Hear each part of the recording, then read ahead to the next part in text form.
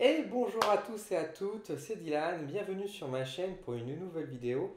Et aujourd'hui nous allons parler d'un petit piège à éviter quand on commence à faire de la cartomancie ou de la voyance avec les nouveaux jeux d'oracle.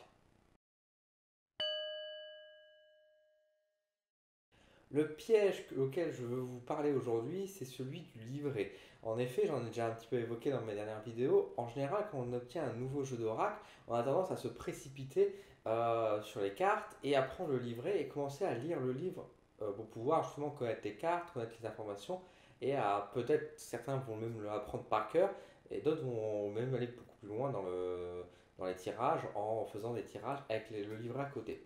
Alors, c'est pas très grave en soi, c'est pas une aberration, au contraire, c'est quelque chose, c'est un réflexe assez utile et assez habituel, parce qu'au début, effectivement, on connaît pas les jeux, donc on a besoin quand même d'une petite aide pour pouvoir justement s'aider, tout simplement, pour pouvoir mieux comprendre et avoir plus d'informations dans nos tirages, être plus précis. Ceci dit, c'est un piège aussi parce que le livre ou le livret qui accompagne les jeux d'oracle, n'oubliez pas que c'est toujours la vision de l'auteur qui en parle. Alors c'est intéressant d'avoir cette vision que l'auteur a, mais il ne faut pas l'apprendre par cœur pour vous.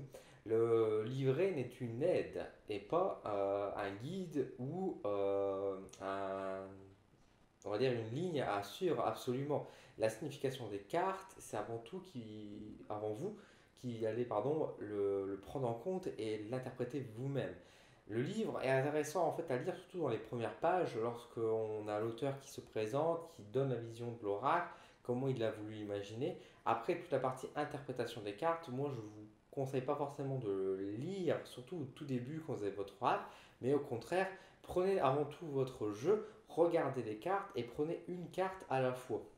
Et par exemple, chaque jour ou sur l'instant même, vous prenez la carte devant vous, vous notez par exemple sur une feuille de papier, dans votre tête, cela c'est vous qui décidez, vous notez toutes les idées qui vous viennent à travers la carte, donc à travers l'illustration, à travers le mot, à travers par exemple le chiffre qui peut apparaître également sur la carte.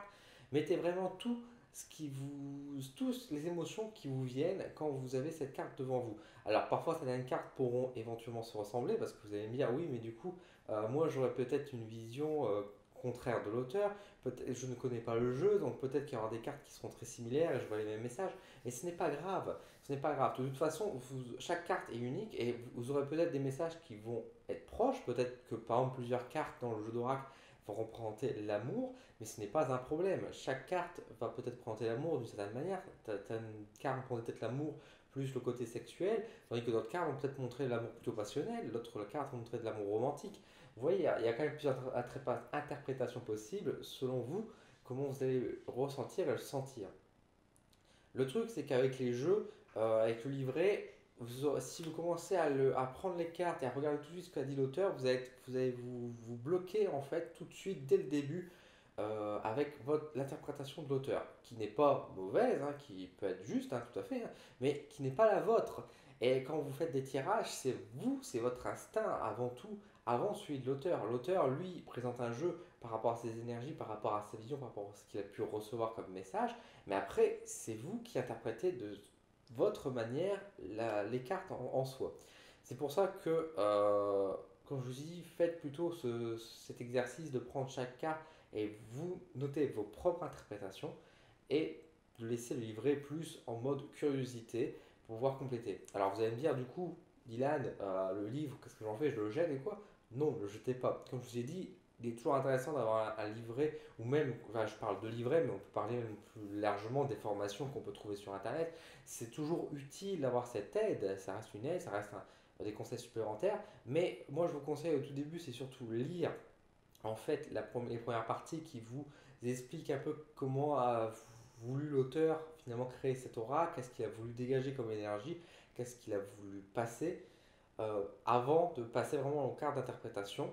Moi, je vous conseille de découvrir le jeu par vous-même, d'écrire les cartes. Et même concernant les tirages, moi, je vous conseille pourquoi pas, d'inventer votre propre tirage. Alors, c'est un exercice qui est un peu plus compliqué parce que il faut faire preuve, on va dire, de plus d'imagination, de plus d'instinct peut-être pour imaginer de faire un jeu d'oracle. Mais par exemple, moi, j'avais un tarot sur les dragons et du coup, j'avais dans l'optique de me dire, bon, je vais faire un tirage qui va représenter un dragon. Et en fait, dans mon tirage, je forme une tête, un visage d'un dragon à travers ces cartes, donc à base de 9 cartes. Et bah voilà, ça me plaît bien, ça m'a permis d'avoir des beaux messages. Et je l'ai inventé moi-même ce tirage par instinct. Alors peut-être que d'autres l'ont déjà fait, c'est pas grave. Mais c'est mon tirage et ça me parle. Et de cette manière, si vous faites aussi cet exercice, ça va plus vous parler que forcément suivre les conseils de l'auteur. Parce que le truc, c'est que vous allez être bloqué en mode apprentissage scolaire. Et bah, au début du tirage, vous allez avoir peut-être tendance à dire, alors je vais poser une carte là, puis après, ah, qu'est-ce qu'il a dit l'auteur? Ah oui, je vais la mettre juste en dessous. C'est quoi l'ordre? Vous allez être vous paumé. Alors que si vous le faites vous-même, bah, du coup, forcément, c'est vous. Donc vous allez mieux que tout de suite savoir où placer les cartes parce que c'est vous qui décidez comment faire. Donc n'hésitez pas à créer aussi vos propres tirages, d'avoir vos propres interprétations.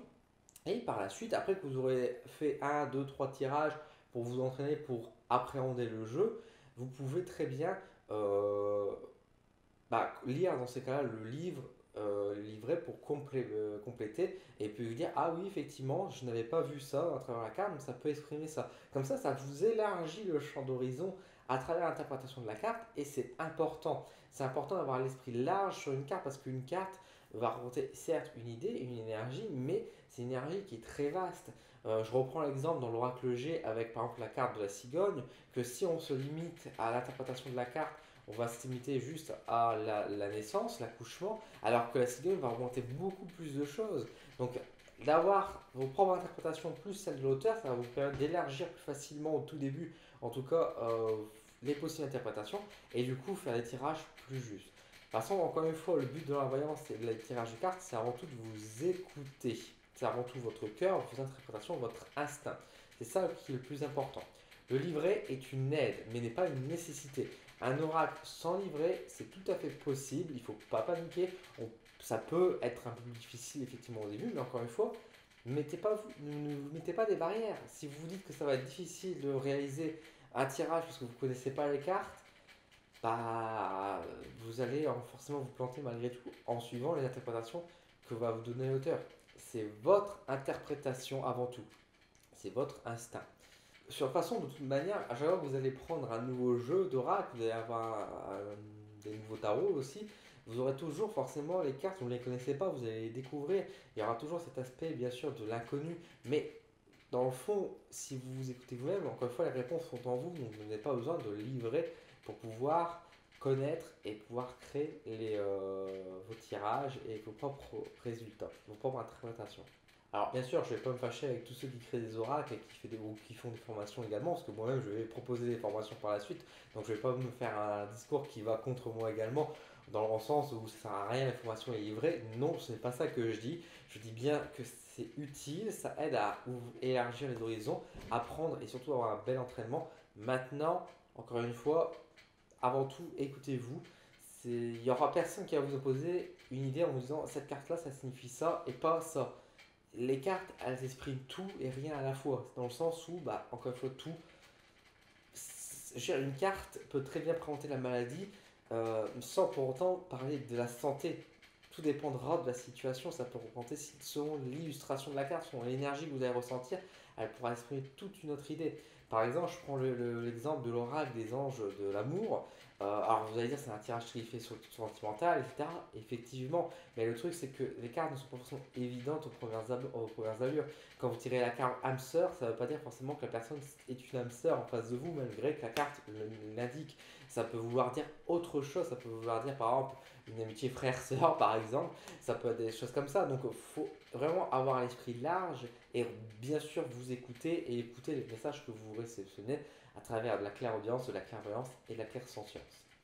Voilà, c'était le message que je voulais passer. Donc un petit message, mais je pense que c'est assez utile pour beaucoup d'entre vous. Pour les petits conseils, on va dire, pour éviter les pièges, notamment des délivrés, parce que je trouve qu'il y a beaucoup de monde qui ont tendance à trop se jeter rapidement sur un livre ou qui n'osent pas forcément utiliser un oracle sans avoir le livre à côté.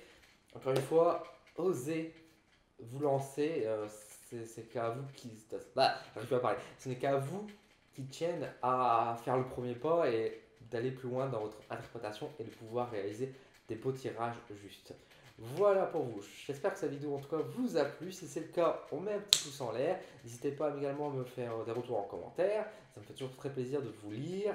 N'hésitez pas à vous abonner à la chaîne si ce n'est pas encore le cas. Et je vous donne rendez-vous très bientôt sur la chaîne pour de nouvelles vidéos. À bientôt!